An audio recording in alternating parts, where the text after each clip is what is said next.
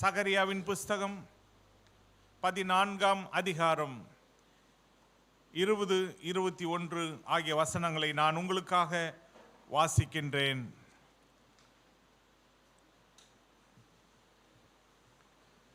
அந்நாளிலே குதிரைகளின் மணிகளில் கர்த்தருக்கு பரிசுத்தம் என்னும் விலாசம் எழுதியிருக்கும்.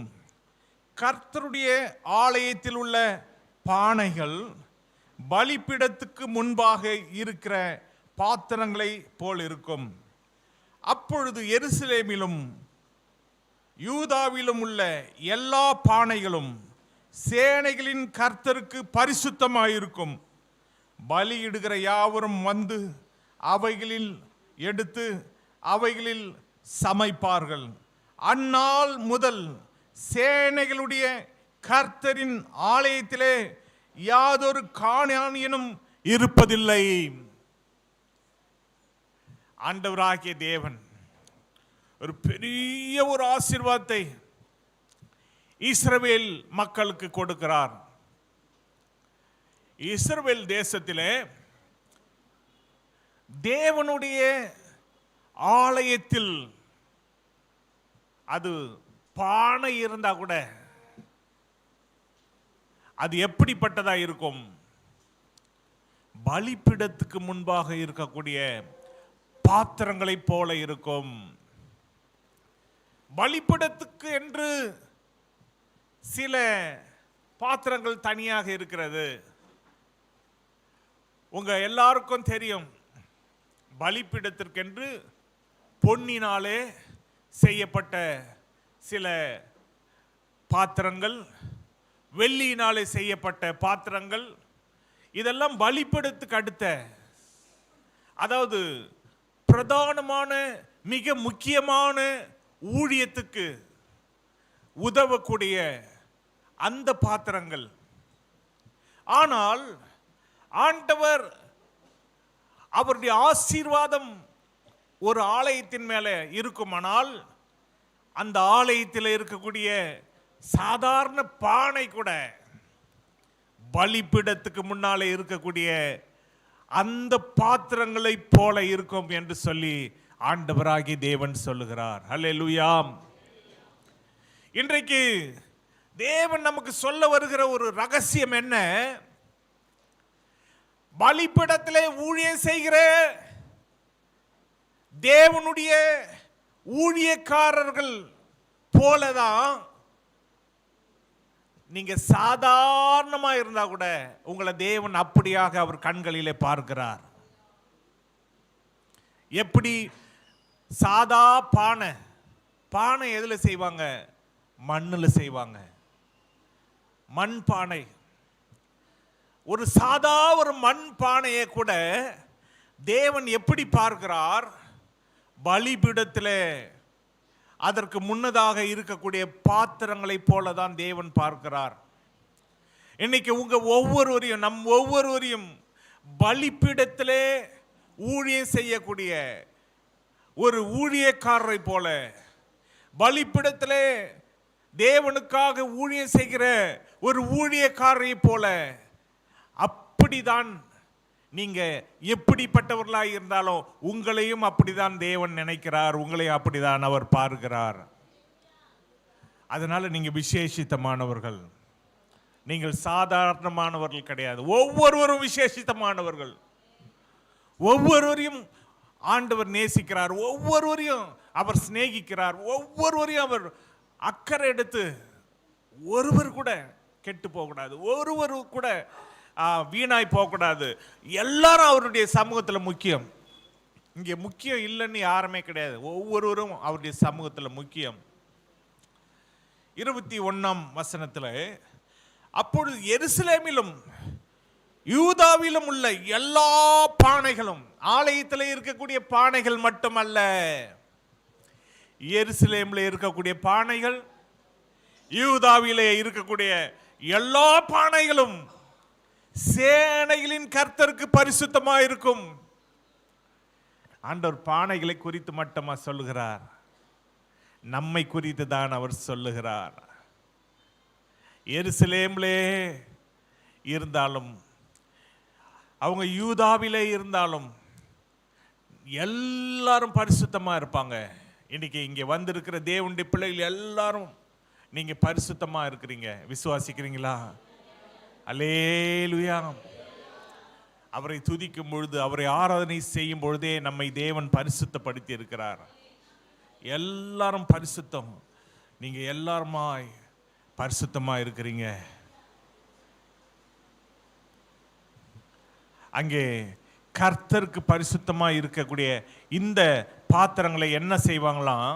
பலியிடுகிற யாவரும் வந்து அவைகளில் எடுத்து அவைகளில் சமைப்பார்கள். அந்நாள் முதல் சேனைகளுடைய கர்த்தரின் ஆலயத்திலே யாதொரு கானானியனும் இருப்பதில்லை. கானானியர் அருவருப்பானவர்கள். அப்படிப்பட்ட கானானியர் தேவனுடைய ஆலயத்திலே இருப்பதில்லை. அப்படிப்பட்டவங்களை தேவன் இனி ஆலயத்திலே சேர்க்க மாட்டார்.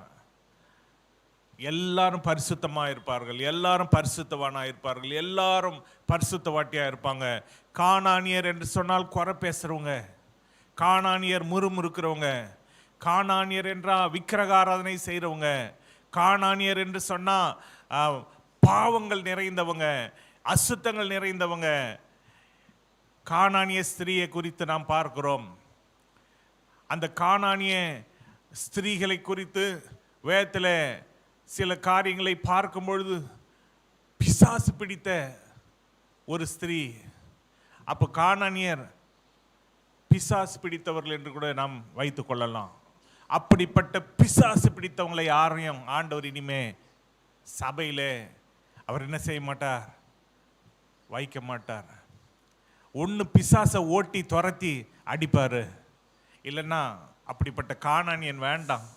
சிலருக்கு பிசாசு பிடித்திருக்காது, சிலருக்கு திமிரு பிடிச்சிருக்கும், சிலருக்கு அவங்களுக்குடைய எண்ணங்களில் மற்றவங்களை பற்றி குறை பேசிக்கொண்டே இருப்பாங்க, புறம் கோதிக்கொண்டே இருப்பாங்க, மற்றவங்களை சபிச்சுக்கிட்டே இருப்பாங்க. அப்படிப்பட்ட கானானியரை ஆண்டவர் இனி ஆலயத்தில் இருப்பதில்லை என்று அவர் சொல்லுகிறார். அது மட்டுமல்ல, ஆலயத்தில் இருக்கக்கூடிய பானைகளே பரிசுத்தமா இருக்கும் என்று சொன்னால், சகரியா தீர்க்கதரிசியின் புஸ்தகம் 3ஆம் அதிகாரம், சகரியா 3ஆம் அதிகாரம் 1ஆம் வசனத்திலே நாம் பார்க்கிறோம். அவர் பிரதான ஆசாரியனாகிய யோசுவாவை எனக்கு காண்பித்தார். அவன் கர்த்தருடைய தூதனுக்கு முன்பாக நின்றான். சாத்தான் அவனுக்கு விரோதம் செய்ய அவன் வலது பக்கத்திலே நின்றான். அப்பொழுது கர்த்தர் சாத்தானை நோக்கி, கர்த்தர் உன்னை கடிந்து கொள்வாராக. சாத்தானே, இஸ்ரவேலை தெரிந்து கொண்ட கர்த்தர் உன்னை கடிந்து கொள்வாராக. இவன் அக்கினி நின்று தப்புவிக்கப்பட்ட கொல்லி அல்லவா என்றார். தேவனுடைய ஆலயத்தில் இருக்கக்கூடிய ஆசாரியன் கூட ஒருவேளை பரிசுத்தம் இல்லாம இருந்தா, ஒருவேளை அசுத்தமா இருந்தா, ஆண்டவர் சொல்லுகிறார், அங்கே பிரதான ஆசாரியன் ஆகிய யோசுவாவை காண்பித்தார். அந்த யோசுவாவுக்கு விரோதமாக தேவனிடத்தில் விரோதம் செய்யும்படிக்கு சாத்தான் யோசுவாவுடைய வலது பக்கத்தில் நின்றானாம். அப்ப கர்த்தர் அவனை பார்த்து, கர்த்தர் உன்னை கடிந்து கொள்வாராக. எருசலேமை தெரிந்து கொண்ட கர்த்தர் உன்னை கடிந்து கொள்வாராக. இவன் அக்கினி நின்று தப்புவிக்கப்பட்ட கொல்லி அல்லவா என்றார். நம்முடைய வாழ்க்கையில நமக்காக சாத்தானிடத்துல சாத்தானை கடிந்து கொள்ளுகிற தேவன் ஒருவர் இருக்கிறார். எந்த சாத்தான் நம்மள பாவி, நம்மள அக்கிரமக்காரி, விபச்சாரக்காரி அப்படின்லாம் பட்டம் சுட்ட நினைக்கிறானோ, அந்த சாத்தானை பார்த்து தேவன் அவனை கடிந்து கொண்டு, இவன் அக்கினியிலிருந்து தப்புவிக்கப்பட்ட கொல்லி, நமக்காக ஆண்டவர் பரிந்து பேசுகிறது மட்டுமல்ல, இயேசு நமக்காக பிதாவிடத்தில் பரிந்து பேசுகிறது மட்டுமல்ல, இயேசு சாத்தானை கடிந்து கொள்ளுகிறார். ஏன் தெரியுங்களா? உங்க மேல என் மேல அவர் வச்ச அன்பு. அவர் வச்ச அன்புனால அந்த யோசுவா, எதனால யோசுவாவுடைய வஸ்திரம் அழுக்கா இருந்தது? யோசுவாவெனில் அழுக்கு வஸ்திரம் தரித்தவனாய் தூதனுக்கு முன்பாக நின்றிருந்தார். அவர் தமக்கு முன்பாக நிற்கிறவர்களை நோக்கி, இவன் மேல் இருக்கிற அழுக்கு வஸ்திரங்களை கலைந்து போடுங்கள் என்று என்றார். பின்பு அவனை நோக்கி, பார், நான் உன் அக்கிரமத்தை உன்னிலிருந்து நீங்க செய்து உனக்கு சிறந்த வஸ்திரங்களை தரிப்பித்தேன் என்றார். அல்லேலூயா. இன்னைக்கு நிறைய பேர் நீங்க விலையேறப்பட்ட வஸ்திரங்களை தரித்து கொண்டிருக்கலாம். ஆனா தேவனுடைய கண்களுக்கு அது அழுக்கு வஸ்திரம் போல தான் இருக்கும். யோசுவா என்ற பிரதான ஆசாரியனுடைய வஸ்திரத்தை குறித்து நீங்க பார்த்தீங்கன்னு சொன்னா, தலையிலே பாகை, வெளியிலே அந்த அங்கி, மார்பதக்கம், பல உடுப்புகள், அவ்வளோ கிராண்டா இருக்கும் பிரதான ஆசாரியர்களுடைய வஸ்திரம். ஆனா ஆண்டவருடைய கண்களுக்கு முன்பாக நீங்க என்ன நினைக்கிறீங்க? பிரதான ஆசாரியனாக யோசுவா அழுக்கு வஸ்திரத்தை போட்டுட்டு வந்தாருன்னு நீங்க நினைக்கிறீங்களா? அவர் ஒருவேளை வெள்ளை வெள்ளேன்னு வஸ்திரம் தரித்து கொண்டு வந்திருக்கலாம். ஆனா அவருடைய அக்கிரமத்தின் நிமித்தம் அந்த வஸ்திரமே அழுக்கா தெரியுது.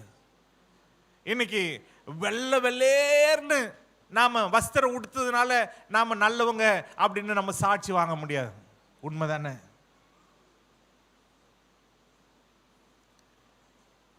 அல்லது நாம அழுக்கான வஸ்திரத்தை தரிச்சதுனால ஆண்டவர் நம்மள புறம்பே தள்ளிட மாட்டார்.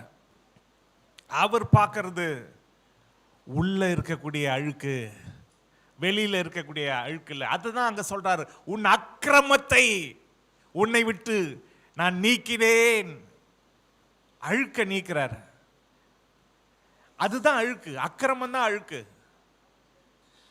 அந்த அக்கிரமத்தை அவர் நீக்கின உடனே வேறொரு வஸ்திரத்தை கொடுக்கிறார். அதுதான் புதிய வஸ்திரங்கள். அக்கிரமங்கள் இல்லாத வஸ்திரம், ரட்சிப்பின் வஸ்திரம், நீதியின் வஸ்திரம், கல்யாண வஸ்திரம். இப்படிப்பட்ட வஸ்திரங்களை நம்ம மேல போட்டு அழகு பார்க்கிறாரு. அல்லேலூயா. நம்முடைய வாழ்க்கையில யோசுவாவின் அழுக்கு வஸ்திரத்தை ஒருவேளை லிட்டரலா ஒருவேளை அழுக்கு வஸ்திரமே கூட தரிச்சு வச்சிருக்கிறாருன்னு வைங்க வசனத்தின்படி. ஆனாலும் அந்த அழுக்கு வஸ்திரத்தை நீக்கி நல்ல வஸ்திரத்தை கொடுக்கிறவர் தான் நம்முடைய ஆண்டவர். அந்த அழுக்குக்கு காரணமா அந்த அக்கிரமத்தை நீக்கி, உன் அக்கிரமத்தை நீக்கினேன், உனக்கு நல்ல வஸ்திரங்களை தரிப்பித்தேன். அப்படிப்பட்டவர் தான் நம்முடைய ஆண்டவர். நம்முடைய அக்கிரமத்தை அவர் குத்தி குத்தி காட்டுறவர் அல்ல. நம்முடைய பாவத்தை அவர் சுட்டி சுட்டி காட்டுகிறவர் அல்ல. ஒரு தடவை மன்னிச்சிட்டார்னா அதை மறந்து தமது முதுகுக்கு பின்னால எரிந்து போடுகிறவர் தான் நம்முடைய தேவன். அதை கடலின் ஆழத்தில் கொண்டு போய் போட்டுருவார் நம்முடைய பாவங்களை. எவனுடைய பாவங்கள் மூடப்பட்டதோ, எவனுடைய அக்கிரமங்களை கர்த்தர் எண்ணாதிருக்கிறாரோ அவன் பாக்கியவான். நம்மள பாக்கியவானாக தேவன் மாற்றுகிறார். அல்லேலூயா. பிரதான ஆசாரியனாகிய யோசுவாவின் அழுக்கு வஸ்திரத்தை மாற்றி அவருக்கு நல்ல சிறந்த வஸ்திரங்களை தேவன் தரிப்பித்தார். அதோடு கூட அவன் சிரசின் மேல் சுத்தமான பாகையை வைப்பார்களாக என்றார். அப்பொழுது சுத்தமான பாகையை அவன் சிரசின் மேல் வைத்து அவனுக்கு வஸ்திரங்களை தரிப்பித்தார்கள். கர்த்தருடைய தூதன் அங்கே நின்றார். அங்கே அந்த பாகை கூட சுத்தமான பாகையை தலையில வைக்கிறாங்க. இன்னைக்கு தேவன் அவர் ஒரு மனுஷனை நீதிமானா மாத்தணும்னு சொன்னா, ஒரு மனுஷனை பாவியான ஒரு மனுஷனை பரிசுத்தமானா மாத்தணும்னு சொன்னா அவர் ஒருவரால் மட்டும்தான் முடியும். எப்பேற்பட்ட பாவங்கள் இருந்தாலும், அது ரத்தாம்பர நிறத்தில் இருந்தாலும், உறைந்த பனியை போல மாற்றுகின்ற தேவன் நம்முடைய தேவன். நம்ம மேல எவ்வளவு அன்பு வச்சிருந்தா பாவமே செய்யாதவங்களை போல நம்மளை மாற்றுகிறார். அப்படிப்பட்ட நல்ல தேவன் யோசுவாவின் அழுக்கு வஸ்திரங்களை மாற்றி நல்ல வஸ்திரங்களை கொடுத்தார். யோசுவாவின் அழுக்கு பாகையை மாற்றி நல்ல பாகையை அவர் கொடுத்தார். அதோடு கூட அவர் சில வாக்குத்தத்தங்களை அந்த யோசுவாவுக்கு சொன்னார். 7ஆம் வசனத்திலே சேனைகளின் கர்த்தர் உரைக்கிறது என்னவென்றால், நீ என் வழிகளில் நடந்து என் காவலை காத்தால் நீ என் ஆலயத்தில் நியாயம் விசாரிப்பாய், என் பிரகாரங்களையும் காவல் காப்பாய்.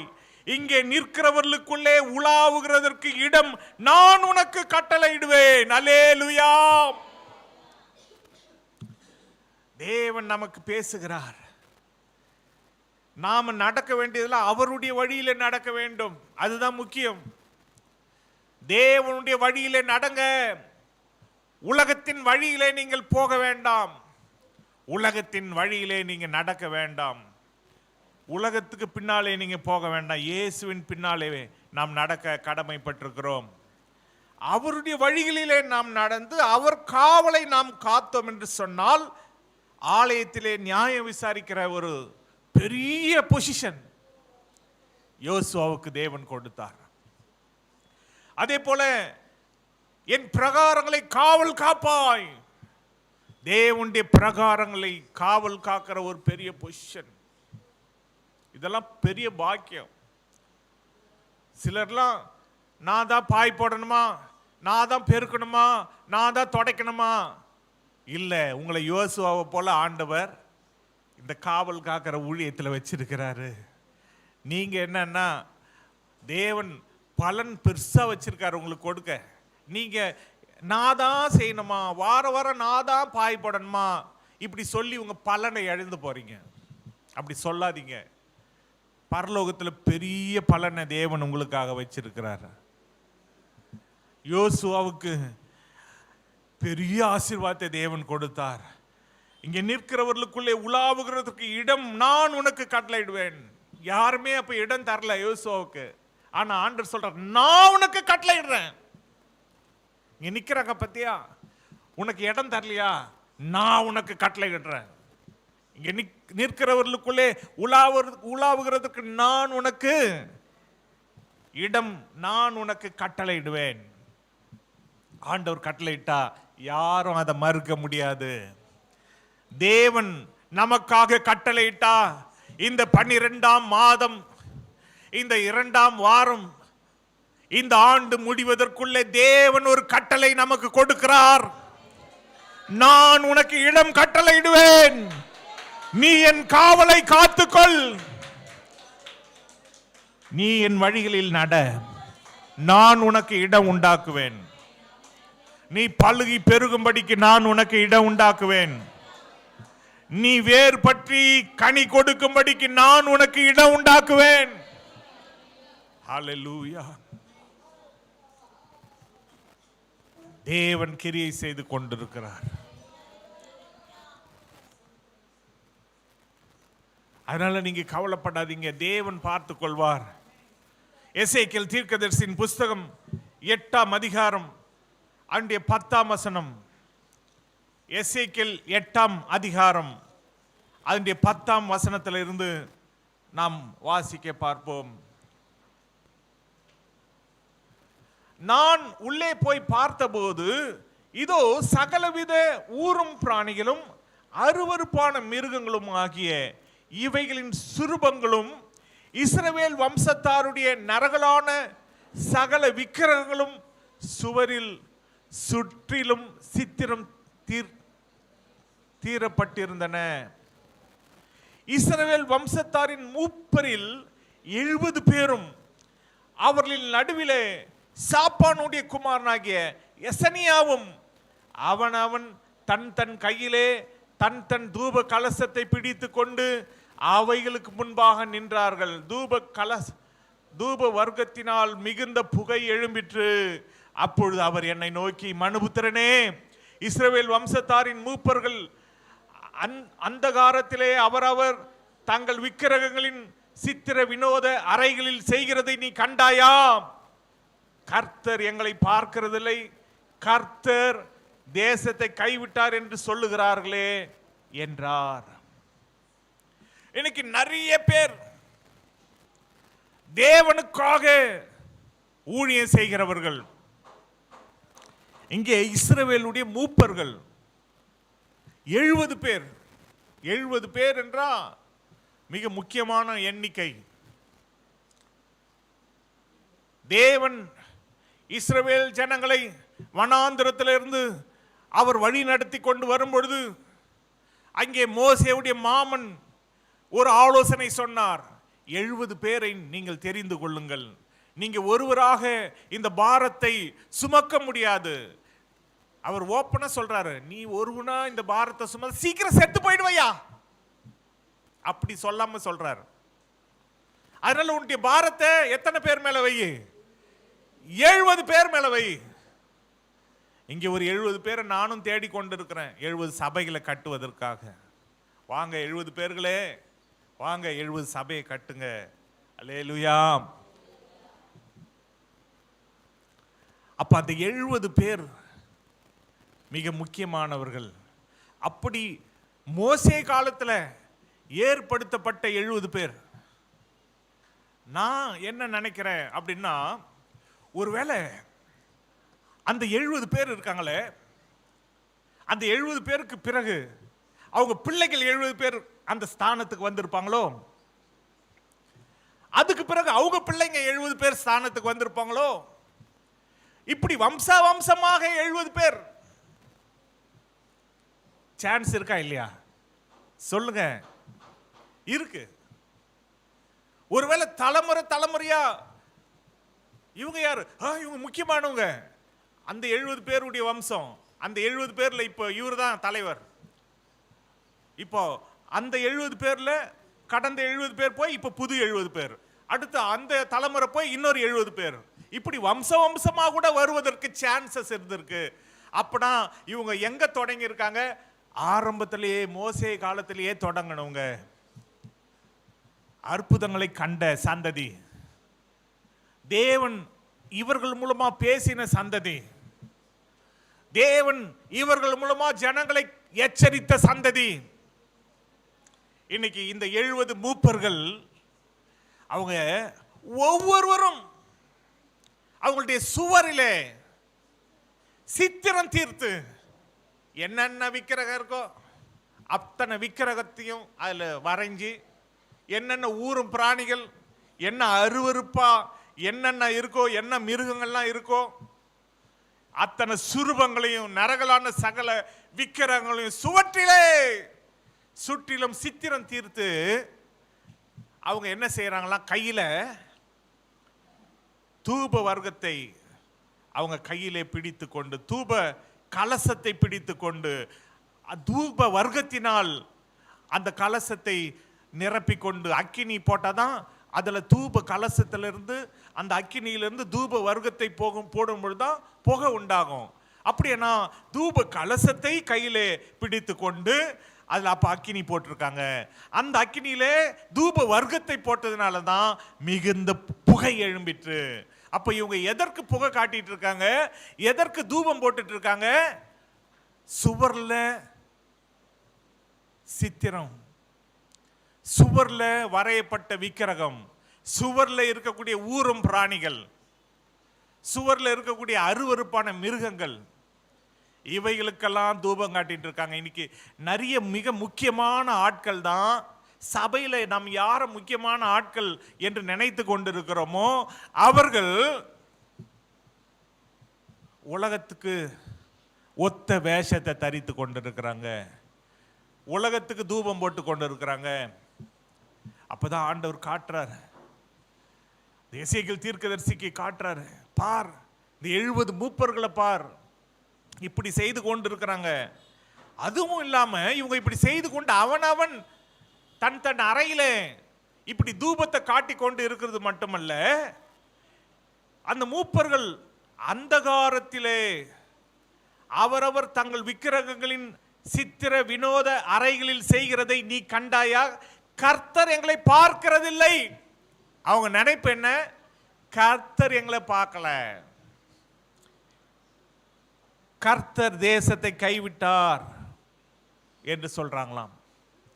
நிறைய பேர் இப்படிதான் தேவன் மேல சாக்கு போடுவாங்க. கர்த்தர் என் ஜெபத்தை கேட்கலங்க, எங்க சபைக்கு வரல. கர்த்தர் என் ஜெபத்தை கேட்கல. ஒரு அம்மா சபைக்கு வரல, ஏங்கம்மா நீங்க சபைக்கு வரல. எங்க பசங்களுக்கு கல்யாணமே ஆகல, நான் சபைக்கு வந்தேன் ஆனா பசங்களுக்கு கல்யாணம் ஆகல, அதனால நான் நின்ட்டேன். இப்படி எல்லாம் சாக்கு போக்கு. கர்த்தரை அவங்க சாக்கு போக்கு சொல்லுகிற அநேகர் முக்கியஸ்தர்கள் இந்த நாட்களிலும் காணப்பட்டு கொண்டிருக்கிறாங்க. ஆனா கர்த்தர் தான் பார்த்து அதை எசேக்கியேல் தீர்க்கதரிசிக்கே காண்பிக்கிறார். பாருப்பா இப்படி பண்றாங்க இந்த மூப்பர்கள் நீ சொன்னியே, அதனால தான் நம்முடைய சபையில மூப்பர்கள்ன்ற பேச்சுக்கே இடம் இல்லை. மூப்பர்களே நாங்க வைக்கிறது இல்லை. ஏன்னா மூப்பர்கள்னு வச்சா அவங்க தலையில 2 கொம்பு வந்துடும், அவங்க இருக்கிற பக்கத்தில் இருக்கிறவங்களை முட்டி தள்ளிடுவாங்க. இப்படியெல்லாம் ஐயோ வேண்டாம். ஆளாளுக்கு பேச ஆரம்பிப்பாங்க, ஆளாளுக்கு ஆலோசனை சொல்ல ஆரம்பிப்பாங்க. அதனாலதான் மூப்பர்கள் நம்ம சபையில கிடையாது. அன்பினாலே இந்த ஊழியம் நடைபெற்று கொண்டிருக்கிறது. தேவனுடைய திட்டத்தின்படி இந்த ஊழியம் நடைபெற்று கொண்டிருக்கிறது. இங்கே இவர்கள் செய்த காரியத்தை கர்த்தர் காண்பிக்கிறார், அந்த அருவருப்பான காரியத்தை. இன்னைக்கு நாம் தேவனுக்கு விரோதமாய் எந்த ஒரு காரியத்தை செய்தாலும் தேவன் அதை பார்க்கிறார் என்பதை நாம் மறந்து போய்விடக் கூடாது. நீங்க செய்யற நல்லதா இருந்தாலும் அவர் பார்ப்பாரு, நம்ம செய்யற தீமையா இருந்தாலும் அவர் பார்ப்பார். ஏன் அவர் நாம் செய்த நல்லதை அவர் பார்ப்பாரு? அதுக்கு ஒரு உதாரணம், நான் பசியா இருந்தேன், நீ எனக்கு ஆகாரம் கொடுத்த. நான் சிறையில் இருந்தேன், நீ அங்க வந்த என்னை பார்த்த. நான் வியாதியா இருந்தேன், நீ என்னை பார்த்த அப்படின்னு சொல்லுவாரு. அதே போல பார்க்காதவங்களை பார்த்து, நான் பசியா இருந்தேன், நீ எனக்கு ஆகாரம் கொடுக்கல. நான் வியாதியா இருந்தேன், நீ என்னை பார்க்கல. அப்போ பார்த்தவங்களையும் அவர் கரெக்டா சொல்றாரு, பார்க்காதவங்களையும் கரெக்டா சொல்றாரு. அப்ப நம்ம செய்யற ஒவ்வொரு செயலையும் தேவன் பார்த்து கொண்டிருக்கிறார். அதனால வாழ்க்கையில 4 சுவருக்குள்ளே நீங்க செய்யற அநியாயம் அக்கிரமம் எதுவா இருந்தாலும் தேவன் பார்த்து கொண்டிருக்கிறார். எச்சரிக்கையா இருங்க. சுவர்ல சித்திரம் வரைந்து கொண்டு இருக்காதீங்க. அதே பேர் சுவர்ல வெளியில ஞாயிற்றுக்கிழமையா பைபிளை தூக்கிட்டு வந்துருவாங்க, தூசியை தட்டி எடுத்து. ஞாயிற்றுக்கிழமான வெள்ளை உடுப்பு, ஒரு கருப்பு கலர் பைபிள், நல்லதுதான். 4 பேர் பார்க்கும்பொழுது சர்ச்சுக்கு போறாங்க, என்ன ஜனம், எவ்வளோ பரிசுத்தமான ஆள். ஆனா உள்ள 4 செவருக்குள்ள நாம் எப்படி நடக்கிறோம், வீட்டில் எப்படி நடக்கிறோம், அதை கூட ஆண்டவர் பார்த்து கொண்டிருக்கிறார். சபையில நடிக்கிறது இல்லை. சபையில நம்ம எல்லாருக்கும் ஸ்தோத்திரம் பண்ணி நம்ம பல்லு 32 காமிச்சு 4 பேர்கிட்ட பேசி நல்லத்தனம் பண்றதுனால வீட்டில் நடக்கிற அக்கிரம அநியாயத்தை தேவன் பார்க்காத இருப்பாரா? அதையும் பார்க்கிறாரு, இதையும் பார்க்கிறாரு. அதனால நாம நடிகர் கிடையாது. எல்லா இடத்துலயும் ஒரே மாதிரி தான். வீட்டிலையா இருந்தாலும் ஒன்னாதான் ஒரே மாதிரி தான் இருக்கணும். சபையிலையா இருந்தாலும் ஒரே மாதிரி தான் இருக்கணும். வீட்டில் ஒரு வேஷம், சபையில் ஒரு வேண்டாம் வேண்டாம்.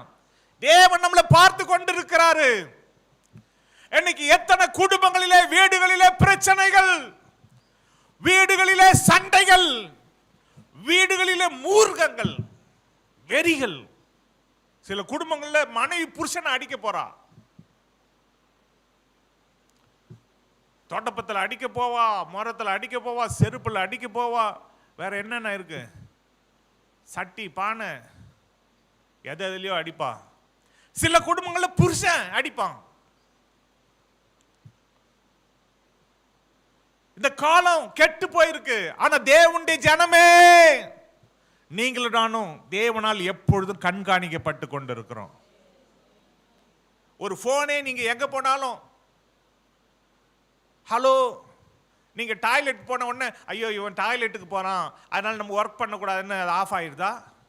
நீங்க டாய்லெட் போனா கூட அங்கேயும் போனு திடீர்னு கிரிங் கிரிங் கிரிங் அடிக்குது. நான் டாய்லெட்ல இருக்கேன் அப்புறம் பேசுறேன் அப்படின்னு வச்சிருவாங்க. அப்ப நீங்க எங்க போனாலும் ஒரு போனே அந்த சிக்னல் வருதுன்னா, உங்களை உண்டாக்கின ஆண்டவர், உங்களை உருவாக்கின ஆண்டவர், நான் உன்னை விட்டு விலகுவதும் இல்லை, உன்னை கைவிடுவதும் இல்லை என்ற ஆண்டவர். சபையில மட்டும் இல்ல, நீங்க வீட்டில் போனாலும், நீங்க இங்க இருந்து இமயமலைக்கு போனா, எங்க போனாலும் கூட தான் இருப்பாரு, கூட தான் வருவார், நம்மளை பார்த்து கொண்டே இருக்கிறார். அதனால முன்பின் தெரியாத ஒரு இடத்துக்கு போன உடனே நம்ம பாவம் செய்யலாம் அப்படி எல்லாம் கிடையாது. தேவன் நம்ம கூட இருக்கிறாரு, அவர் நம்மளை பார்த்து கொண்டு இருக்கிறாரு. மனுஷர்கள் ஒருவேளை நம்மளை பார்க்காம இருக்கலாம், ஆனா தேவன் பார்த்து கொண்டு இருக்கிறார். ஒரு நாள் நம்மளை கணக்கு கேட்பார். ஊழியக்காரரை ஏமாத்தலாம், தேவனை ஏமாத்த முடியாது. விசுவாசிகளை ஏமாத்தலாம், தேவனை ஏமாற்ற முடியாது. எச்சரிக்கையா இருங்க. ஒவ்வொருத்தரையும் நாங்க புருஷனை தனியா உட்கார்ந்து கேட்டா அந்த அம்மா பண்ற அக்கிரம அநியாயத்தை சொல்லி அழுவாரு. மனைவிய தனியா உட்கார வச்சு கேட்டா அந்த ஐயா செய்யற அக்கிரம அநியாயத்தை சொல்லி அவங்க அழுவாங்க. சில பிள்ளைகளை கேட்டா பெற்றோர் எங்களை விசாரிக்கிறது இல்லை அப்படின்னு அவங்க அழுவாங்க. சில பெற்றோரை கேட்டா பிள்ளைகள் எங்களை மதிக்கிறது இல்லை, எங்களுக்கு கீழ்ப்படுகிறது இல்லை அழுவாங்க. இன்னைக்கு எல்லாவற்றையும் தேவன் பார்த்து கொண்டிருக்கிறார். நாம் செய்கிற நன்மையா இருந்தாலும், நாம் செய்கிற தீமையா இருந்தாலும், எல்லாவற்றுக்கும் ஒன்று நமக்கு தண்டனை கிடைக்கும், இல்லைன்னா பரிசு கிடைக்கும். இது ரெண்டுத்துல நாம் எதை வாங்க போறோம் பார்த்துக்கிடுங்க. என்ன ஒரு ஊழியக்காரனா எதுக்காக வச்சிருக்கிறாருன்னா, உண்மையை சத்தியத்தை சத்தியமா சொல்றதுக்காக தான்.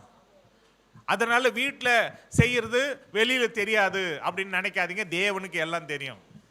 அதனால இங்க பரிசுத்தமா இருக்கிறீங்களா, இங்க நல்லா இருக்கிறீங்களா, அதே போல வீட்டிலேயே இருங்க. ரெண்டு வாழ்க்கை வாழாதீங்க. அதனாலதான் எலியா வாழ்ந்த காலத்துல எலியா சொன்னார், எந்த மட்டும் நீங்க ரெண்டு நினைவுகளினாலே குந்தி குந்தி நடப்பீங்க. கர்த்தர் தேவனானா கர்த்தரை பின்பற்றுங்க, இல்ல பாகால் தேவனானா அவனை பின்பற்றுங்க. ரெண்டு வாழ்க்கை வேண்டாம். சேற்றுல ஒரு கால் ஆத்துல ஒரு கால் வேண்டாம். இந்த பழைய ஏற்பாட்டு மூப்பர்கள் இப்படியெல்லாம் செஞ்சாங்க. அதனாலதான் ஆண்டவர் இயேசு ஊழியம் செய்யும் பொழுது ஒரு 70 பேரை தெரிந்தெடுத்தார். அவங்கள அவர் வித்தியாசமா நடத்தினார், அவங்களுக்கு அதிகாரம் கொடுத்தார். அவங்க ஆண்டவர்கிட்ட சந்தோஷமா சொல்றாங்க, ஆண்டவரே உம்முடைய நாமத்தை நாங்க சொன்ன உடனே பிசாசுகள் என்ன பண்ணுது, ஓடுது, அற்புதங்கள் நடக்குது, அதிசயம் நடக்குது, சந்தோஷப்படுறாங்க. அப்ப ஆண்டவரே சொல்றாரு, எப்பா உங்க பேரு உங்க நாமங்கள் ஜீவ புஸ்தகத்தில் எழுதி இருக்குல்ல, அதுக்காக நீங்க சந்தோஷப்படுங்க. ஹல்லேலூயா. நாம இன்னைக்கு சந்தோஷப்பட வேண்டிய ஒரு காரியம்னா, நம்ம இன்னைக்கு மரிச்சா கூட நம்ம பரலோகத்துக்கு போவோம் பாத்தீங்களா, அது ஒண்ணுத்துக்கு தான் நம்ம சந்தோஷப்படணும். நம்ம பேர் பரலோகத்துல ஜீவ புஸ்தகத்துல இருக்கா? ஜீவ புஸ்தகத்துல எப்படி இருக்கும்? மனம் திரும்பி ரட்சிக்கப்பட்டு இயேசு கிறிஸ்துவை சொந்த தெய்வமாக ரட்சகராக ஏற்றுக்கொண்டு ஞானஸ்தானம் எடுத்தாதான் நம்ம பேர் ஜீவ புஸ்தகத்துல இருக்கும். அப்படி ஜீவ புஸ்தகத்துல இருந்தா அதை குறிச்சு நீ சந்தோஷப்படு, வேற எதை குறிச்சு நீ சந்தோஷப்படாத. இங்கே இந்த கலசங்களை நாம் பார்த்தோம். அதோடு கூட பிரதான ஆசாரியன் அவர் ஒரு பாத்திரம், அசுத்தமா இருந்தவரை பரிசுத்த பாத்திரமாக தேவன் மாற்றினார். இங்கே நாம் பார்க்கும் பொழுது எசேக்கியேல் தீர்க்கதரிசியிலே இங்கே 70 மூப்பர்கள் இப்படி அக்கிரம அநியாயம் செய்கிறவர்களா இருந்தாங்க. ஆனா புதிய ஏற்பாட்டு காலத்துல 70 சீஷரை ஆண்டவர் தெரிந்தெடுத்து அவர்கள் மூலமாய் அற்புத அடையாளங்களை செய்தார். அல்லேலூயா. ஆண்டவர் பழையவையெல்லாம் புதிதாக்குகிறார். இதோ நான் புதிய காரியத்தை செய்கிறேன், பழையவைகள் ஒழிந்து போயின, எல்லாம் புதிதாயின. புதுசா அவர் மாத்துறாரு. அதே போல சகரியா 13:1-2 13ஆம் அதிகாரம். அந்நாளிலே பாவத்தையும் அழுக்கையும் நீக்க தாவீதின் குடும்பத்தாருக்கும் எருசலேமின் குடிகளுக்கும் திறக்கப்பட்ட ஒரு ஊற்று உண்டாயிருக்கும். அந்நாளிலே நான் விக்கிரகங்கள் பேரும் தேசத்தில் இராதபடிக்கு அழிப்பேன், அவைகள் இனி நினைக்கப்படுவதில்லை. தரிசனம் சொல்லுகிறவர்களையும் அசுத்த ஆவியையும் தேசத்திலிருந்து போய்விடவும் பண்ணுவேன் என்று சேனைகளின் கர்த்தர் சொல்லுகிறார். அல்லேலூயா. இவனுங்க செவுர்ல விக்கிரகத்தை வரைஞ்சி வச்சு பூஜை பண்ணிட்டு இருந்தானுங்க.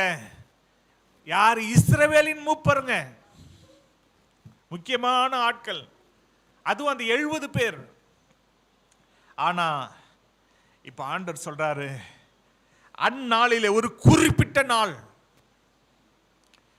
அது எந்த நாள் தெரியுங்களா? இயேசு கிறிஸ்து நமக்காக ரத்தம் சிந்தினாரே. ஏன்னா இயேசு கிறிஸ்துவின் ரத்தம் சகல பாவங்களின் நீக்கி நம்மை சுத்திகரிக்கிறது.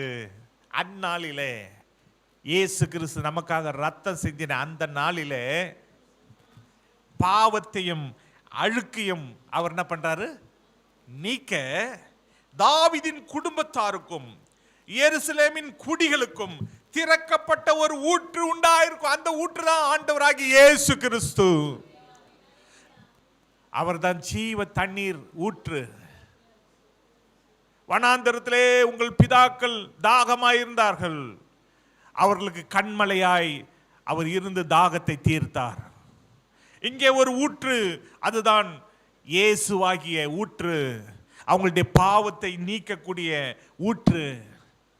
அந்த நேரத்திலே தேவன் விக்கிரகங்கள் எல்லாம் தேசத்தில் இராதபடிக்கு அழிப்பேன், இனி அவைகள் நினைக்கப்படுவதில்லை. தரிசனம் சொல்லுகிறவர்கள் அசுத்த ஆவிகளையும் தேசத்திலிருந்து போய்விடவும் பண்ணுவேன். அசுத்த ஆவிகள்லாம் போயிடும், தரிசனம் சொல்றவங்க எல்லாம் போயிடுவாங்க. ஏன்னா தேவன் என்ன செய்ய நினைக்கிறாரோ அதுதான் நடக்கும். ஒருத்தர் வந்து உங்களுக்கு அப்படி நடக்கும் இப்படி நடக்கும் ஒன்றும் சொல்ல தேவையில்லை. உங்களை பார்த்து யாராவது உங்களுக்கு அப்படி நடக்க போது இப்படி நடக்க போது கிட்ட வாங்க, நான் உங்களுக்கு சொல்றேன், நீ ஒண்ணு எனக்கு சொல்ல தேவையில்லை. என் கர்த்தர் என்ன செய்ய நினைக்கிறாரோ அதுதான் என் வாழ்க்கையில நடக்கும். நீங்க தைரியமா சொல்லணும். நீங்க எனக்கு ஒண்ணு சொல்ல தேவையில்லை. உங்களை சிலர் கதி கலங்க வச்சிருவாங்க. அப்படி நடக்க போது இப்படி நடக்க போது இங்க அப்படித்தான் தரிசனம் காண்றவங்க அப்படிப்பட்ட காரியங்களை சிலர் நல்லதா சொல்லிடுவாங்க, அவங்களுக்கு பரிசும் பாராட்டம் வாங்கிறதுக்கு. அப்படிப்பட்டவங்களை அவங்க தகப்பனும் தாயுமே குத்தி போட்டாங்களாம். ஏய் யாரடா ஏமாத்துற அப்படிங்கிற மாதிரி போய் குத்தி போடுவாங்க அப்படின்னு ஆண்டவர் சொல்றாரு. இன்னைக்கு தேவனுடைய பிள்ளைகள் தீர்க்க தரிசனத்துக்காக அங்கு இங்கு ஓட வேண்டிய அவசியம் இல்லை. ஏன்னா ஆண்டவர் விக்கிரகத்தை நீக்கிறாரு, அதே போல தரிசனம் சொல்கிறவர்களை நீக்குகிறார், அசுத்த ஆவிகளை நீக்குகிறார். அதனால இன்னைக்கு நமக்கு நேரடியா ஆண்டவர் பேசுவார். நேரடியா உங்க வாழ்க்கையில அவர் டீல் பண்ணதான் விரும்புறார். உங்களுக்கு ஒரு ஏஜென்ட் தேவையில்லை, உங்களுக்கு ஒரு இடைத்தரகர் தேவையில்லை. நீங்களும் ஆண்டவரும் நீங்க நேரடியா ஆண்டவர்கிட்ட பேசலாம். அப்பா பிதாவே அப்படின்னா அவர் உடனே அவர் நம்ம கிட்ட பேசுவார். அவர் உங்களை நோக்கி பேசுவார். ஆண்டவரே சொல்லும் அடியேன் கேட்கிறேன், நீங்க சொல்லணும். அவர் எல்லா ரகசியத்தையும் பேசுவார். அதனால இன்னைக்கு தேவன் விக்கிரகத்தெல்லாம் நீக்குவேன் என்று வாக்கு பண்ணி இருக்கிறார். நம்ம வாழ்க்கையில எப்பேற்பட்ட விக்கிரகங்களை நாம் வைத்திருந்தாலும் அந்த விக்கிரகங்கள் எல்லாம் நம்மை விட்டு நீக்க போகிறார். அல்லேலூயா. உங்களுக்கு எது விக்கிரகமா இருக்கு? சிலருக்கு தங்கம் தான் விக்கிரமா இருக்கும். நகை நகை நகை அப்படின்னு அலைவாங்க. புது டிசைன் வந்துச்சு, போய் கடன் வாங்கி நகை வாங்கினேன் அப்படின்னு வாங்குவாங்க, கடன்காரா இருப்பாங்க. சிலருக்கு புது டிசைன், இந்த புடவை வந்துருச்சு, அது அந்த நடிகை கட்டுற புடவை, அவ அந்த நாடகத்துல கட்டிட்டு வந்தா பத்தியா, அந்த புடவை தான் இது அப்படின்னு அந்த புடவையை தேடி கடனையும் உடனையும் வாங்கிடுவாங்க. இதுதான் விக்கிரகம். சிலருக்கு ஒரு பொருள் அவங்க வச்சிருக்காங்க, நான் வச்சிருக்கணும், அவங்க வாங்கினாங்க, நான் வாங்கணும். இதெல்லாம் நம்முடைய வாழ்க்கையில விக்கிரகம். இப்படிப்பட்ட விக்கிரகத்தை எல்லாம் ஆண்டவர் ஒழிய பண்ண போகிறார். ஏன்னா நம்மளை பரிசுத்தப்படுத்துகிறார். அவரே ஊற்றாக இருக்கிறார். அவரே நம்முடைய பாவங்களை கழுவுகிற ஜீவ ஊற்று. அவரே நம்முடைய அக்கிரமங்கள் நீக்குகிற ஜீவ ஊற்று. ஒரு ஊற்றுல மூழ்கி எழும்பா நம்ம அழுக்கெல்லாம் போறது போல இயேசுவாகிய ஊற்றுல நாம் மூழ்கி மூழ்கி எழும்பணும். அதுக்காக தான் அவரை துதிக்கிறோம். கொஞ்ச நேரம் கூட எதுக்காக துதிக்கிறோம்? ஜீவ தண்ணீர் நீரே, தாகம் தீர்க்கும் ஊற்று, ஆலோசனை கர்த்தரே, நீர் ஆளுகை செய்யும், வாரும் தூய ஆவியே, பிரசன்னத்தை வாஞ்சைக்கிறோம், வல்லமைய என்னை நீரைத்து ஆளுகை செய்யும். அப்ப பாருங்க, தேவன் தேசத்தையே புதுசா மாத்திடுறார். அங்க ஒரு 70 பேர் விக்கிரகத்தை எல்லாம் வச்சு புகை போட்டுட்டு இருக்கான். ஆனா இப்ப விக்கிரகத்தையே ஒழிச்சு, எம்ஜிஆர் பாடினார்ல, புதிய வானம் அப்படின்னு, புதிய பூமி, அது மாதிரி ஆண்டவர் புதுசா தேசத்தையே மாத்திடுறாரு. அல்லேலூயா. தேவன் எவ்வளவு நல்லவர். உங்க வாழ்க்கையே புதுசா மாத்திடுறாரு. உங்க வாழ்க்கையில பழையவெல்லாம் ஒழிந்து போயின, எல்லாம் புதிதாயின. அப்படிதான் தேவன் மாத்துவாரு. அதற்கு உதாரணமாக புலம்பல் 4ஆம் அதிகாரம், புலம்பல் 4ஆம் அதிகாரத்திலே 21, 22 ஆகிய வசனங்கள். ஊட்ஸ் தேசவாசியாகிய ஏதோம் குமாரத்தியே, சந்தோஷித்து கலிகூறு, பாத்திரம் முன்னிடத்திற்கு தாண்டி வரும், அப்பொழுது நீ வெறித்து மானபங்கமாய் கிடப்பாய். சீயோன் குமாரத்தியே, உன் அக்கிரமத்துக்கு வரும் தண்டனை தீர்ந்தது, அவர் இனி உன்னை அப்புறம் சிறைப்பட்டு போக விடார். ஏதோமின் குமாரத்தியே, உன் அக்கிரமத்தை அவர் விசாரிப்பார், உன் பாவங்களை வெளிப்படுத்துவார். இங்க 2 குமாரத்திகளை குறித்து நாம் பார்க்கிறோம். ஒன்னு சீயோன் குமாரத்தி, இன்னொன்னு ஏதோம் குமாரத்தி. சீயோன் குமாரத்தி யார்? யாக்கோபுடைய வம்சம், யாக்கோபுடைய பிள்ளைகள், யாக்கோபுடைய சகோதரனுடைய வம்சம் தான் ஏதோம் குமாரத்தி. யாக்கோபின் சகோதரனாகிய ஏசாவின் வம்சம் ஏதோம். அப்ப இந்த 2 குமாரத்திகளையும் அவர் கண்ணோக்கி பார்க்கிறார். அந்த 2 குமாரத்திகள்ல சீயோன் குமாரத்தி பல தண்டனைகளை அனுபவித்தாள். எப்படி தண்டனை அனுபவித்தால்? 4ஆம் அதிகாரம் 2ஆம் வசனத்திலே, ஐயோ தங்கத்துக்கு ஒப்பான விலையேற பெற்ற சீயோன் குமாரர் குயவனுடைய கை வேலையான மண் பாண்டங்களாய் எண்ணப்படுகிறார்களே. தங்கம் போல இருந்த சீயோனின் குமாரர் குயவனுடைய கை வேலையான மண் பாண்டங்களாய் எண்ணப்படுகிறார்கள். ஐயோ எவ்வளோ மதிப்புல இருந்தாரு, இவரை இப்படி பண்ணிட்டாங்களே. அப்படி அவங்களுடைய மதிப்பு மரியாதை எல்லாம் போச்சு. தங்கத்தை போல இருந்தாங்க, கடைசியில மண்பாண்டத்தை போல மாறிட்டாங்க. அதோடு கூட 1 வசனத்தில் ஐயோ பொன் மங்கி பசும்பொன் மாறி பரிசுத்த ஸ்தலத்தின் கற்கள் சகல வீதிகளின் முனையிலும் கொட்டுண்டு போயிற்றே.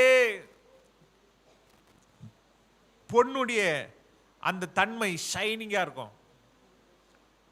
சில பொன் உமா கோல்டு தான் ரொம்ப ஷைனிங்கா இருக்கும். சிலர் ஏமாந்து போய் உமா கோல்டு வாங்கிடுவாங்க. ஆனா பொன் மங்கி பசும்பொன் மாறி பரிசுத்த ஸ்தலத்தின் கற்கள் சகல வீதிகளின் முனை. அப்போ கற்கள் எல்லாம் இடிச்சிட்டாங்க. அந்த கற்கள்லாம் பசும்பொன்னினாலே மூடப்பட்ட கற்கள். தேவ ஆலயத்துடைய கற்கள் பசும்பொன்னினால் மூடப்பட்ட கற்களா இருந்தது.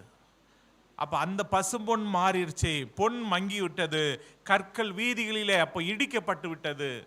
இப்படியெல்லாம் அவங்களுடைய வாழ்க்கை மாறி போய்விட்டது. எதற்கு அவங்க வாழ்க்கை மாறி போய்விட்டது?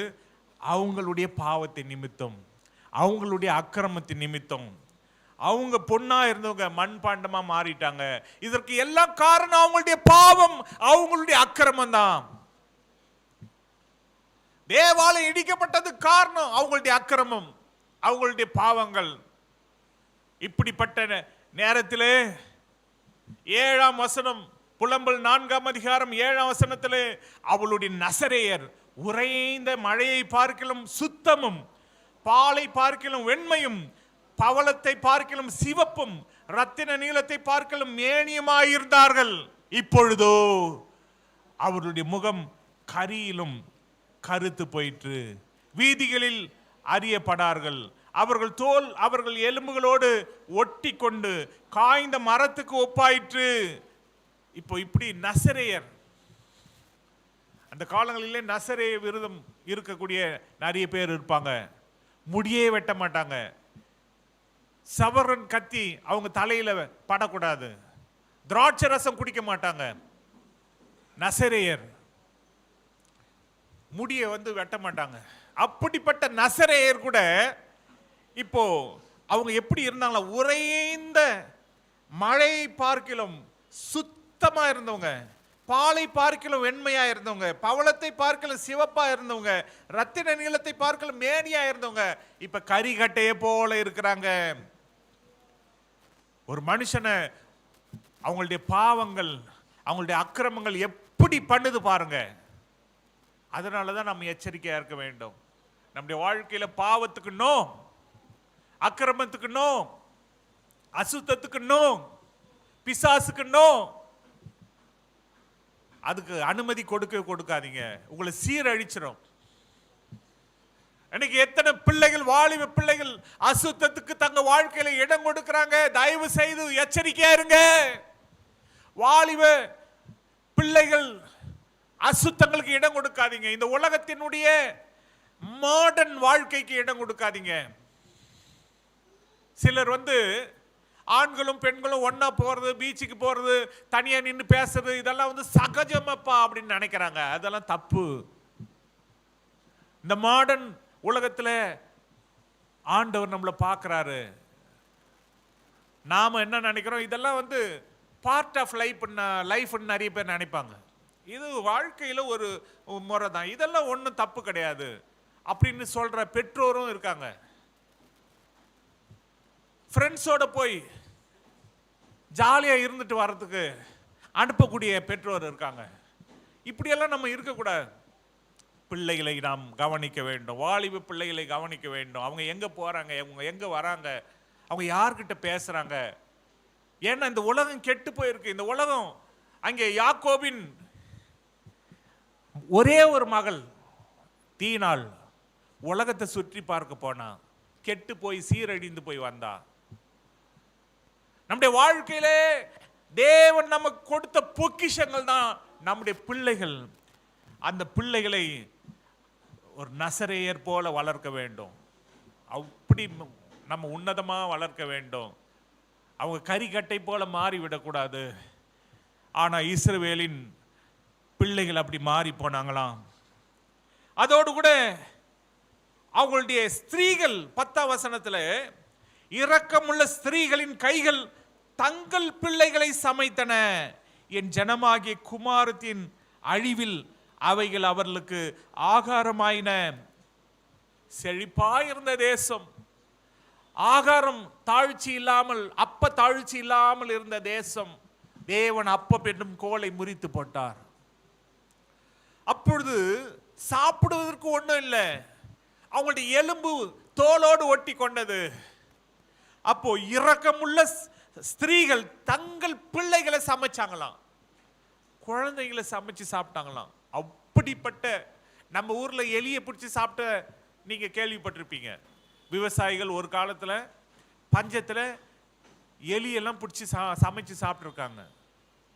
அப்படி இவங்க பிள்ளைகளை சமைச்சு சாப்பிட்டாங்களாம் இஸ்ரவேல் ஜனங்க. அப்படி ஆண்டு எதனால இதெல்லாம் அவருடைய பாத்திரம், உக்கிர கோபத்தின் பாத்திரம் அவங்க கையில இருந்தது. அந்த சீயோன் குமாரத்தின் கையிலே தேவனுடைய உக்கிர பாத்திரம் இருந்தபடினால, கோபத்தின் பாத்திரம் இருந்தபடினாலே அப்படி ஆனது. அந்த பாத்திரத்தை எடுத்து ஏதோம் குமாரத்தின் கையிலே ஆண்டவர் கொடுக்கிறார். ஹல்லேலூயா. இன்னைக்கு உங்க கையில ஆண்டவர் கொடுத்திருக்கிற தத்தளிப்பின் பாத்திரத்தை அவர் இன்னைக்கு எடுப்பேன் என்று வாக்குத்தத்தம் பண்ணுகிறார். நீங்க ஒருவேளை தத்தளிப்பின் பாத்திரத்தை கையில வச்சிருக்கிறீங்களா, அதை எடுத்து உங்க எதிராளி கையில கொடுக்க போறாரு. விசுவாசிக்கிறீங்களா? நான் இன்று முதல் உன்னை ஆசீர்வதிப்பேன். இன்னைக்கே அற்புதம், இன்னைக்கே விடுதலை, இன்னைக்கே ரட்சிப்பு, இன்னைக்கே உங்க ஆசீர்வாதம் தொடங்குது. இன்னைக்கே உங்க தத்தளிப்பின் பாத்திரம் உங்க கையை விட்டு தாண்டி போகுது.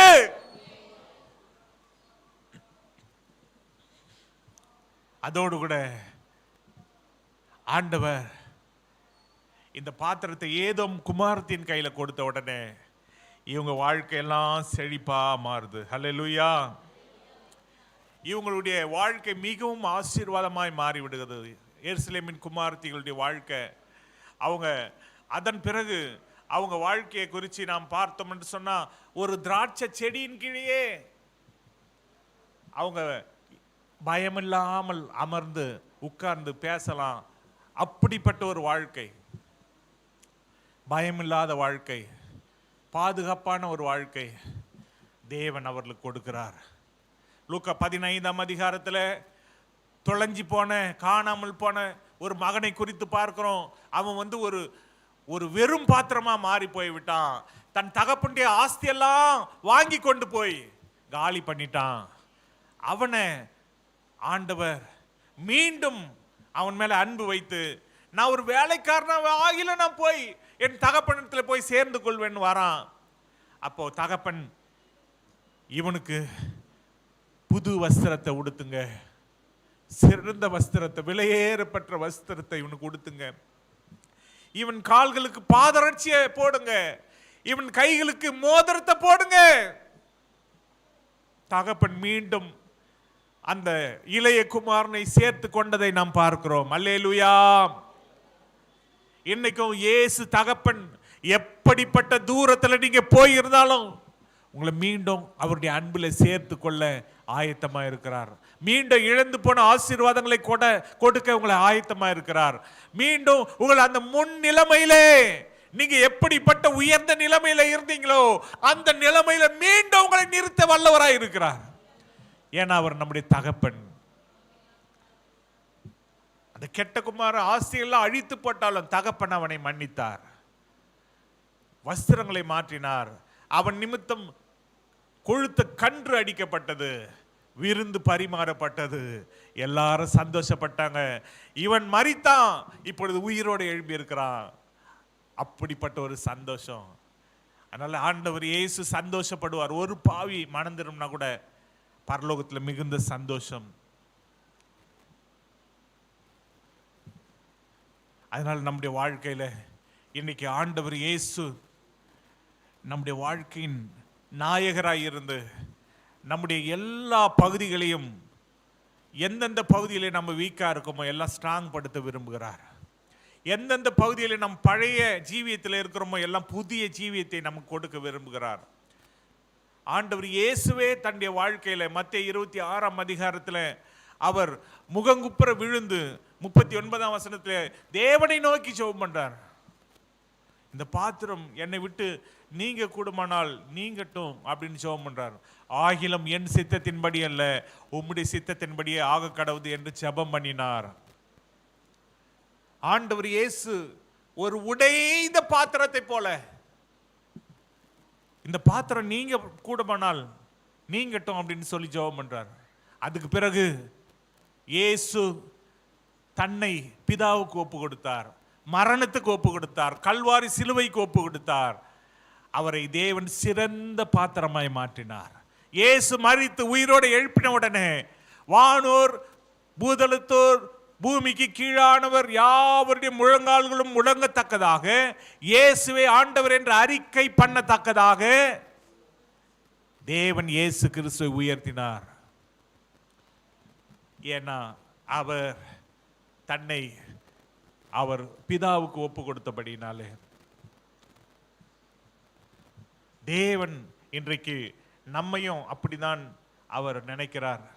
எரேமியா தீர்க்கதரிசியின் புஸ்தகம் 18ஆம் அதிகாரத்தில் 9, 10 வசனத்திலே நாம் பார்க்கிறோம். எரேமியா தீர்க்கதரிசியின் புஸ்தகம் 18, 9, 10 ஆகிய வசனங்கள்.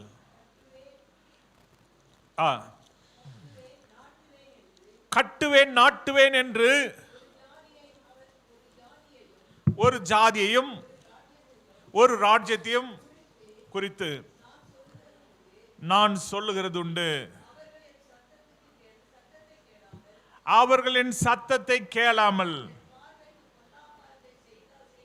என் பார்வைக்கு பொல்லாப்பானதை செய்வார்களானால் நானும் அவர்களுக்கு அருள் செய்வேன் என்று சொன்ன நன்மையை செய்யாதபடிக்கு மனம் மாறுவேன். இப்போதும் நீ யூதாவின் மனுஷரையும் எருசலேமின் குடிகளையும் நோக்கி, இதோ நான் உங்களுக்கு விரோதமாக ஒரு தீங்கை உருப்படுத்தி உங்களுக்கு விரோதமாக ஒரு காரியத்தை யோசிக்கிறேன். ஆகையால் உங்களில் ஒவ்வொருவரும் தன் தன் பொல்லாத வழியை விட்டு திரும்பி உங்கள் வழிகளையும் உங்கள் கிரியைகளையும் சீர்படுத்துங்கள் என்று கர்த்தர் உரைக்கிறார் என்று சொல். இதுதான் ஆண்டவருடைய வார்த்தை. ஆகையால் அவர் ஒரு தீங்கை யோசித்துக் கொண்டிருக்கிறார். இதை சொல்றதுக்காக தான் ஆண்டவர் இன்னைக்கு என்ன அனுப்பி வச்சிருக்கிறார். நமக்கு விரோதமா ஒரு தீங்கை உருவேற்படுத்தி கொண்டிருக்கிறாரு. நமக்கு விரோதமா ஒரு காரியத்தை யோசித்து கொண்டிருக்கிறாரு. அதனால அவர் சொல்றாரு, அவன் உங்களில் ஒவ்வொருவரும் தன் தன் பொல்லாத வழியை விட்டு திரும்பி உங்கள் வழிகளையும் உங்கள் கிரியைகளையும் சீர்படுத்துங்கள் என்று கர்த்தர் சொல்லுகிறார். அல்லேலூயா. சீர்படுத்திட்டா அவர் நம்மளை வாழ வச்சிருவார், நம்மளை அவர் ஆசீர்வதிச்சிருவார். அதனால அவர் நினைக்கிறாரு, அதை உண்மையாக்க விட்டுறக்கூடாது. ஒரு தீங்கை அவர் நமக்கு விரோதமாக உருவ ஏற்படுத்துறாரு. அதை நம்முடைய வாழ்க்கையில் அந்த தீங்கை நமக்கு விரோதமாக யோசித்து கொண்டிருக்கிறாரு. அதை யோசிக்கிறத செயல்படுத்த விட்டுறாதீங்க. இன்னைக்கு நம்முடைய பொல்லாத வழியை விட்டு நாம் திரும்புவோமா? நம்முடைய வழிகளை தேவனுடைய வழியிலே ஒப்பு கொடுப்போம். நம்முடைய வழியை பொல்லாத வழியை விட்டு திரும்பி நம்ம வழிகளையும் நம்முடைய கிரியைகளையும் நாம் சீர்படுத்த வேண்டும் என்று கர்த்தர் விரும்புகிறார். நம் கண்களை மூடி தேவனை நோக்கி நாம் பார்ப்போம்.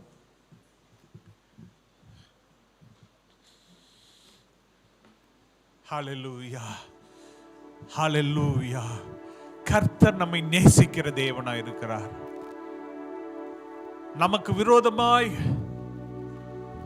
ஒரு பொல்லாப்பை அவர் உருவேற்படுத்தி ஒரு காரியத்தை யோசிக்கிற அளவுக்கு நம்முடைய கிரியைகள் இருந்திருக்கிறது.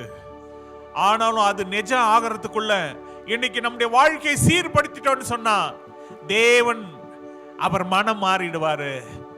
நான் செய்ய நினைத்த தீங்கை நான் எப்படி செய்வேன்? நினிவே பட்டணத்தார் வலது கைக்கும் இடது கைக்கும் வித்தியாசம் தெரியாத அந்த ஜனங்களை தேவன் நான் அழிக்க போகிறேன் என்று தீர்க்கதரிசியின் மூலமாய், யோனா தீர்க்கதரிசியின் மூலமாய் எச்சரிப்பின் சத்தம் கேட்டவுடனே மிருக ஜீவன்கள் முதல் ராஜா முதல் சிறு வேலை செய்யற ஆள் முதற்கொண்டு ராஜா முதல் எல்லாரும் உபவாசித்து தேவனை நோக்கி அழுத பொழுது தேவன் மனம் மாறினார், மனம் இறங்கினார், அவங்களுடைய குற்றத்தை மன்னித்து அழிக்காமல் விட்டு விட்டார். நினிவேவை தேவன் அப்படியாக காப்பாற்றினது போல நமக்கு விரோதமாய் தீங்கு வருவதற்கு முன்னதாக தேவனை நோக்கி நாம் விண்ணப்பம் செய்தால் அந்த தீங்கை வராமலேயே தேவன் நம்மை காப்பாற்றுவார். நம்முடைய வழியை சீர்படுத்துவோம். 4 சுவருக்குள்ள நடக்கிற காரியங்கள்ல பொல்லாப்பு இருக்கிறது, அதை நாம் மாற்றுவோம். ஹல்லேலூயா, ஹல்லேலூயா, ஹல்லேலூயா, ஹல்லேலூயா. தேவனை நோக்கி, அப்பா எங்கள் பாவங்களை எங்களுக்கு மன்னியும்னு கேட்கலாமா?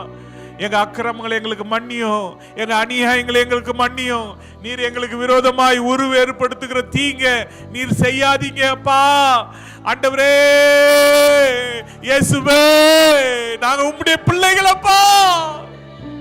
எங்க அக்கிரமங்களை மன்னியும், எங்கள் அநியாயங்களை மன்னியும், எங்கள் வழிகள் பொல்லாத வழிகளை மன்னியும். எங்களை பரிசுத்தவானாய் மாற்றுங்க ஏசப்பா. உமக்கு ஸ்தோத்திரம். அந்த ஒவ்வொரு தேவ பிள்ளைகளை ஆசீர்வதி. இந்த வார்த்தைகளை கேட்டு பார்த்து கொண்டிருக்கிற ஒவ்வொருவரையும் ஆசீர்வதி. உங்களுடைய பிரச்சனைகள் எல்லாம் நீக்கும், கவலை கண்ணீர் எல்லாம் மாற்றும், அற்புதங்களை செய்யுங்க ஆண்டவரே. ஒரு புதிய காரியத்தை எங்கள் வாழ்க்கையில நீர் செய்யும். தத்தளிப்பின் பாத்திரத்தை நீக்கி போடும். எங்களை நீர் ஆசீர்வதியும். உமக்கே சகல துதிகன மகிமையை நாங்கள் ஏறெடுக்கிறோம். இப்ப இயேசுவின் நாமத்தில் பிதாவே, ஆமென்.